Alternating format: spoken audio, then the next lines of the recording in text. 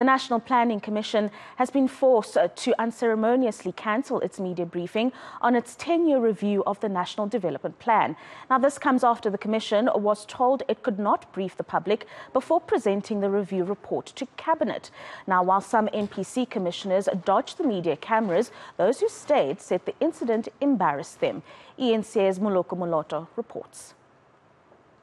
The 10-year review of the National Development Plan was scheduled to be presented to the media at 10 o'clock on Tuesday morning by Minister in the Presidency, who is also NPC Chairperson Marupini Ramokgopa. But after an hour-long delay, it turned out that another minister, whose name is known to eNCA, had instructed that the media briefing be cancelled because Cabinet had not been appraised. Ramokgopa did not show up, even though her name was on the program, and her deputy, Professor Tinyiko Maluleke, as well as another commissioner, Nikiwe Bigicha, who's responsible for the NPC's media relations, both gave journalists a wide berth, leaving those who showed up to explain the apparent mess. So today we have been encouraged not to go ahead and launch and ensure that we engage with Cabinet tomorrow, so that when the voice goes out there, there is a voice of everyone.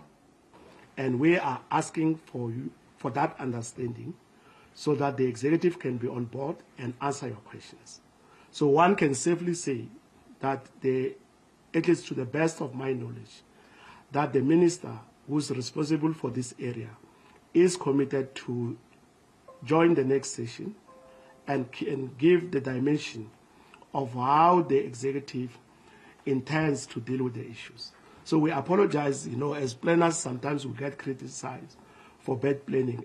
One of the commissioners who were brave enough to stay and field questions wouldn't say who in the commission had to make sure Cabinet had been briefed beforehand.